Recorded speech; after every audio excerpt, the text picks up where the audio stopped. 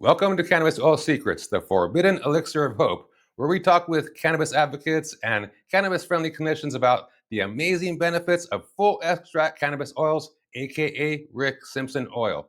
We have a special guest joining us today, Mr. Ian Jessop. Ian is the host of Cannabis Health Radio, which is arguably the number one health related cannabis podcast in the world. Welcome to the show, Ian. Thanks, Al. Good to be here. Right on, right on. So why don't you tell us a little bit about yourself and how you got involved or interested in cannabis for health benefits? Well, my background is I was in radio for many years, and then I made the mistake of getting out.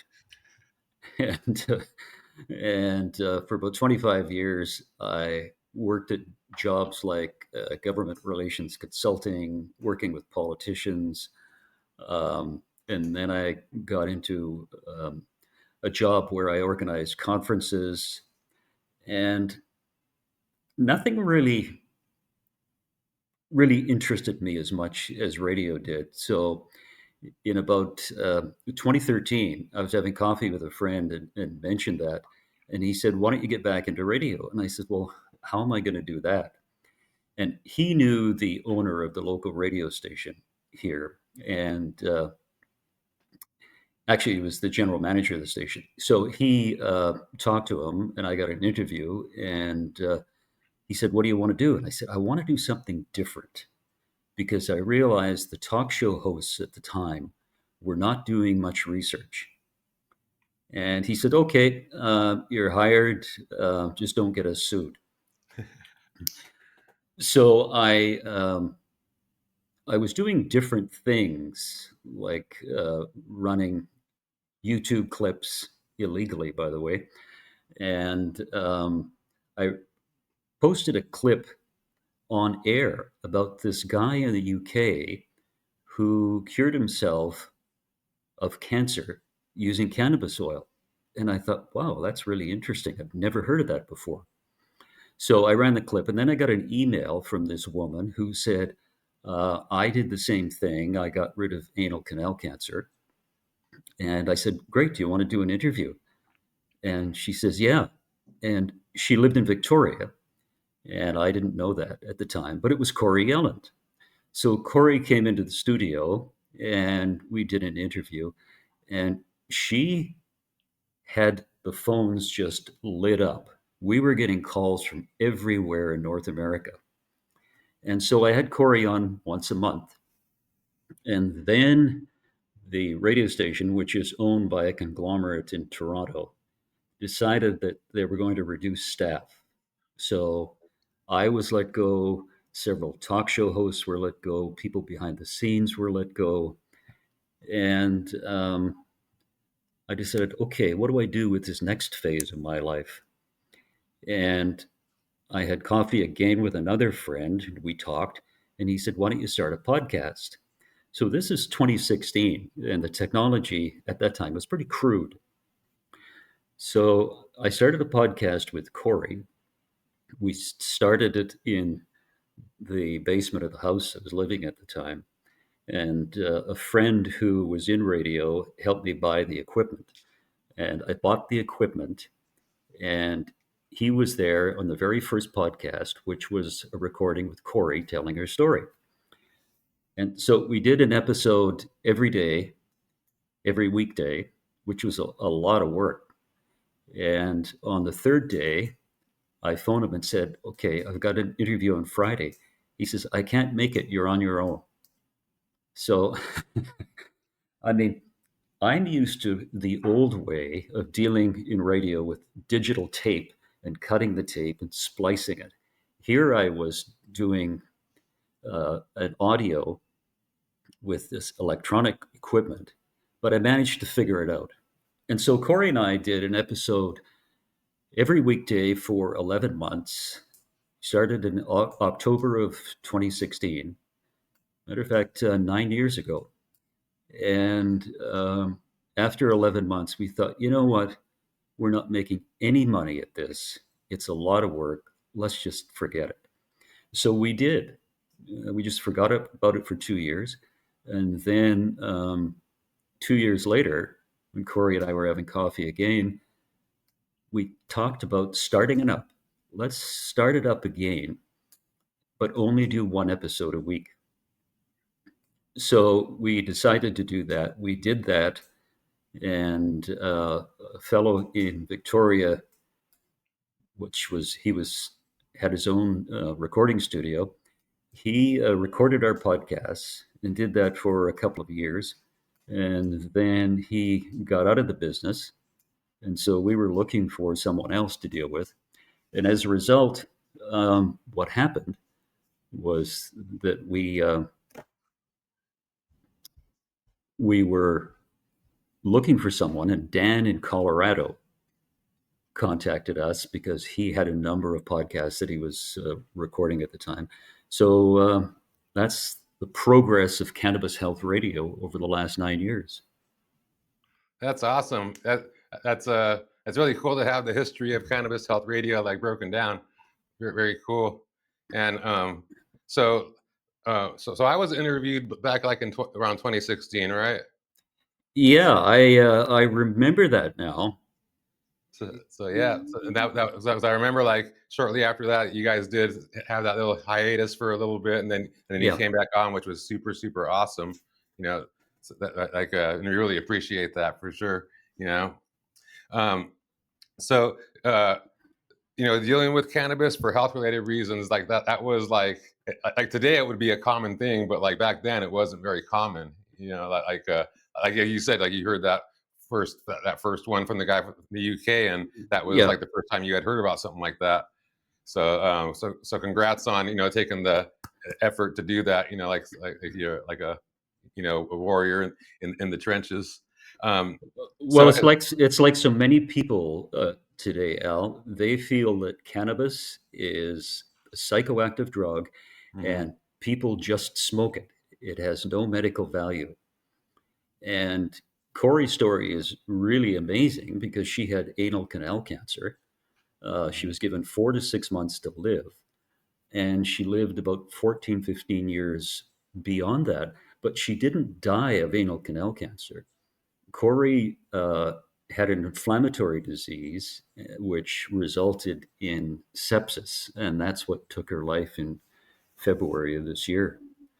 So, I mean, some of the stories we have, and we've recorded to date, I recorded one yesterday, so we have 471 right now. And the fellow I recorded yesterday was a fellow in Virginia who was hooked on pharmaceutical opioids. And he had a series of mishaps, ended up in hospital, and they would give him these drugs every 4 hours, and he became hooked on it. And this was over a number of years. And finally, one of his friends said, "You look terrible." And he said, "I feel terrible," because he was going through withdrawals. So his friend gave him a joint to smoke, and he said that's the first time that he started to feel some relief.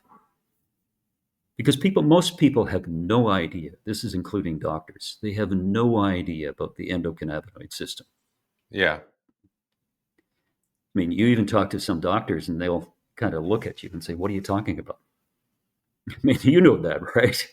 Yeah. Yeah, I actually had two doctors last year. I was talking with them, and they actually said, "What's the endocannabinoid system?"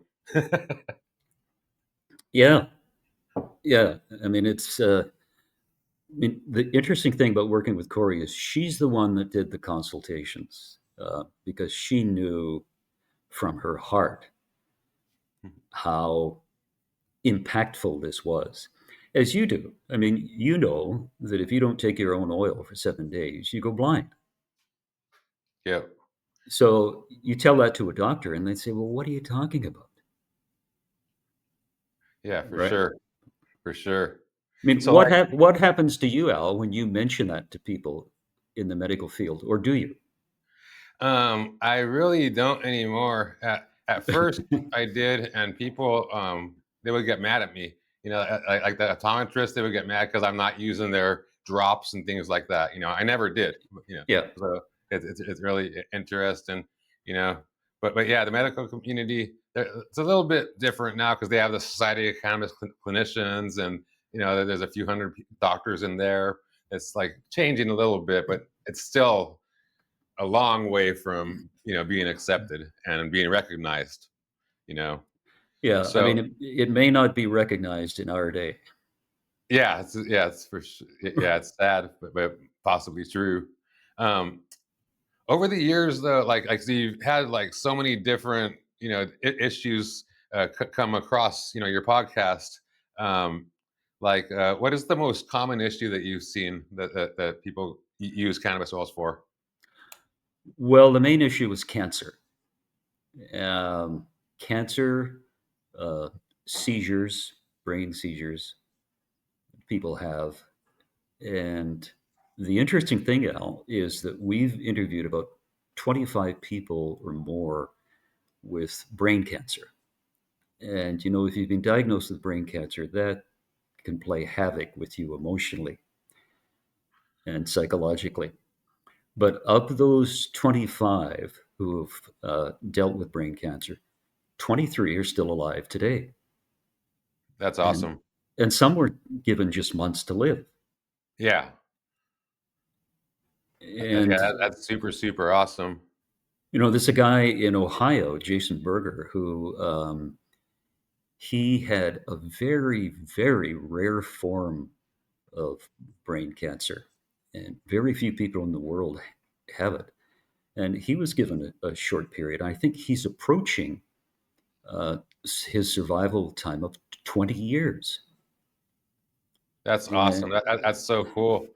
And and it's such a simple approach to healing. Also, like my girlfriend, her aunt, like which was like her mom basically, but her aunt had brain cancer, and she went medical. Even though they knew me, they went straight medical. They got the brain surgery.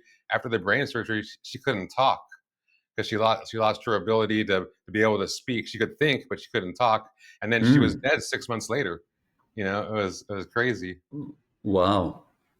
I So mean, in your business, Al, do you deal with a lot of people with cancer? about 85 to 90% of the people that come to me have cancer. Yeah, for sure. Yeah. Yeah, and every type. Yeah. Yeah, brain cancer, pancreatic cancer, all the nasty ones. I So, mean, pancreatic cancer, that is a very nasty one. yeah, for sure. Yeah. Yeah, even the surgery, like there's a 10% success rate just for the surgery, like they'll live through it. Yeah. If you have that. So, the cannabis oils, is a much better route, and we've seen success with that for sure. But Yeah. getting back to you, are there any stories that stand out, like, or that surprised you over the years? Yeah, your story. I'll be quite honest with you. I mean, the fact that if you don't take your own oil, you go blind. I mean, that is incredible.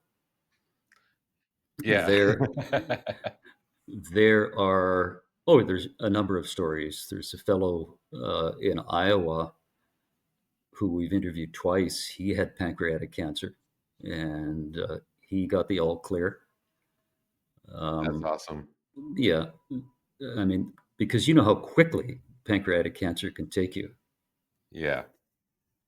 Well, yeah, there's all sorts of cancers. There was this 80-year-old man. I think he was 83. Locally, he had cancer, and I can't remember. Corey talked to his family. I can't remember what he had, but he had cancer, and he survived an extra 2 years by taking cannabis oil. And he didn't do the interview with us because he was out fishing with his son-in-law. That's awesome. But yeah, Yeah. a lot of it too is, besides cannabis, is your mental state. And there are two things that I've noticed in doing interviews with people. Probably two or three things. One is people start to change their diet because they realize the diet they were on was not healthy.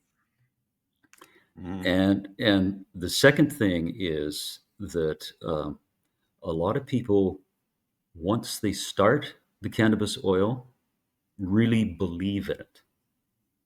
They believe it's going to work. And invariably, people who take chemo or radiation before they take the cannabis oil say afterwards, I wished I knew about this before the chemo and radiation, Mhm. because the chemo and radiation can cause all sorts of long lasting issues with people.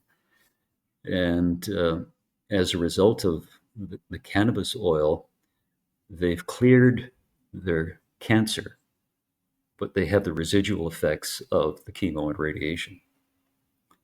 Yeah. Yeah, for sure. But So with that, one of the things, just want to mention this. One of the things that when Corey did her consultations, she would get calls from family members and say, "I want my mother or my father or my aunt and uncle to try cannabis," but they won't. And Corey would say, "You can't convince people to try something if they don't want it, yeah. right? They've got Yeah, to that's the want it." unfortunate thing. Yeah, For sure. I get that a lot here too. Like people will schedule calls with me, but it's for their mom or their daughter or whoever, for sure. But yeah, yeah, you brought up some good points though. Like it's not just the cannabis; it's changing the diet. And there's also like the supporting supplements, and then what you mentioned too is the mindset, like being a true I call it being a true believer. You know, and yeah, and like this is going to work, and that positive attitude, it goes a long way. I've seen it, for sure, for sure. absolutely. So that being said, I see three scenarios, like with people that try the cannabis oils for to get better. There's the Hmm. people that are like the just all natural, 100%, like they do the cannabis oils and change the diet, do all holistic stuff. And then there's a second little camp that they just do the combo of chemo or radiation and cannabis oils. And then there's the other ones that you just mentioned where they tried the allopathic route, the chemo and radiation, everything, and it almost killed them, sent home to die, and then they switch over to cannabis oils and they recover. Um, which one do you see has the most success? The one that has the most success is the one where people believe it's going to work and they change their diet. And there's also another aspect of this, Al, is that some people say, well, I don't want to try it because I don't want to get high.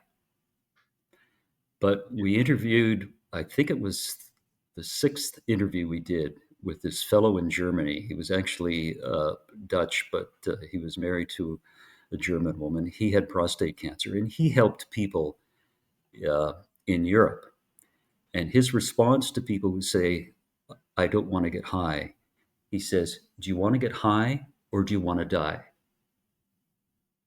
And I thought that was a great expression that Corey and I used for years Yeah, because it's very true. I mean, getting high and saving your life is worth it just yeah, because you don't want to get high. And then, of course, over the years of doing the podcast, we discovered the value of suppositories and the fact you don't get the psychoactive effect with high THC. And that kind of changed people. But then people would say, well, I don't want to put suppository up my ass. and yeah, yeah, it's all up here. It's all in the mind. yeah, for sure. Yeah, because you have people that are younger that are like they get scared of the high, and then you have like 70, 80-year-old people that are just like they just deal with it like get it to me. I want to stay on planet Earth, Yeah. and taking this, you know. I So mean, look, have look, look where you would be if you had no belief in cannabis at all. yeah, yeah, curled up in a ball, migraines and blind. Yeah, exactly. Yeah. So, have you had many children like success stories? Yeah, we've had a number. One of the things, one of the main things with dealing with children is seizures, Yeah. and they have seizures. And there was a woman I interviewed in Quebec about a month ago, Shauna Dunbar, whose son had a seizure at the age of 3. Hmm. And he kept having seizures. He was put on pharmaceuticals over the years. And by the time he was, I think, 12 or 13, she realized that the pharmaceuticals were starting to do more damage than anything else. So she started weaning him off pharmaceuticals, did a ton of research into cannabis, and switched him to cannabis oil. And I think he just turned 20, takes no pharmaceuticals, has not had a seizure since he was on cannabis. And he's very healthy. And we've had a number of others, people in the UK, and whose kids have had some form of cancer. But one of the things that, because it is illegal in most parts of the world, some parents are very reluctant to talk about it in case family services or social services comes and takes away their kids. So they got to be careful. Yeah, yeah, and that's a real thing for sure, for sure.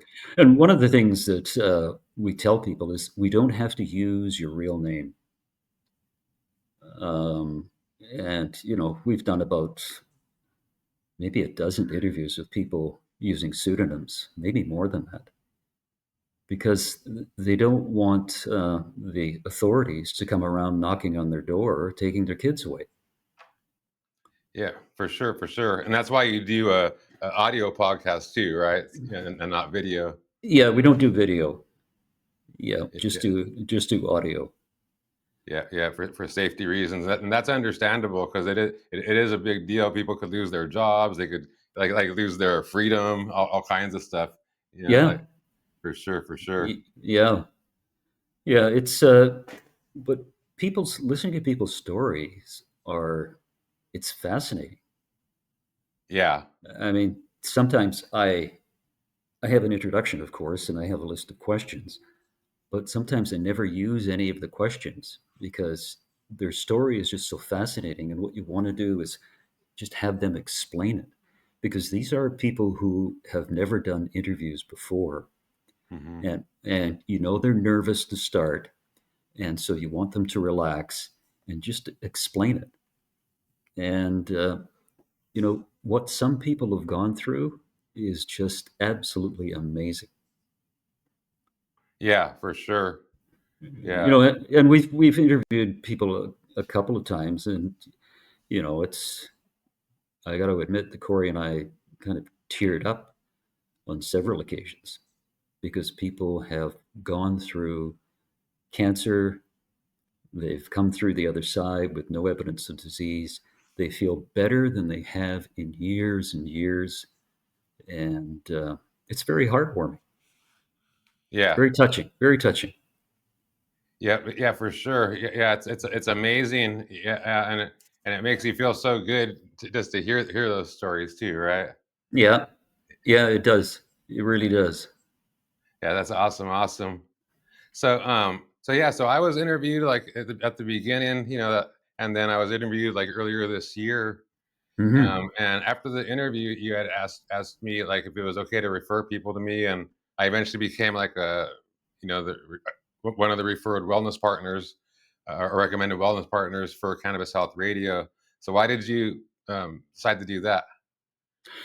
Well, when Corey was alive, she was dealing with several people which only she knew who they were. And these were people who were not, didn't want to go public. And after she passed, I thought people are going to start asking me questions about where they can buy cannabis oil. And then I did an interview with you, and I mean, you had a fantastic story, and so I just kind of broached the question about this partnership, and that's how it came about, which I think is great because now if people ask, where can I buy this stuff? Um, I can just refer them to you. Right on. and there, and there's also Robin Swan in California, who Corey dealt with for years and years and years.